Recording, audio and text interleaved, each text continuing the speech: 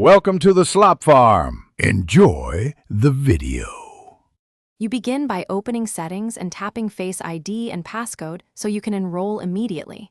You need a passcode already set because Face ID pairs with it for security. This prevents accidental lock bypass. Make sure the true depth camera and your face are unobstructed. No hats or sunglasses that block key features. Position the phone vertically at arm's length. This helps the camera capture a natural head tilt.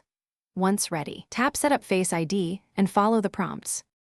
You will be guided to move your head slowly in a circle so the camera maps contours from multiple angles.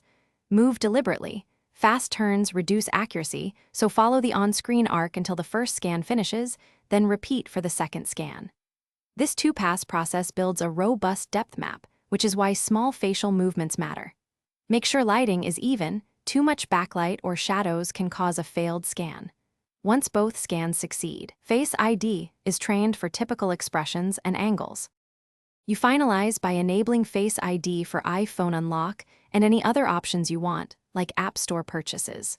Lock your iPhone and test unlocking to confirm it recognizes you quickly. This verifies practical performance. If it struggles, tap Reset Face ID and repeat enrollment. Poor initial scans or obstructive lighting are common culprits.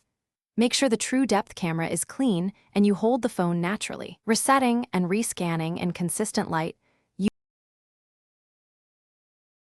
Thanks for watching. Consider subscribing if we helped you today.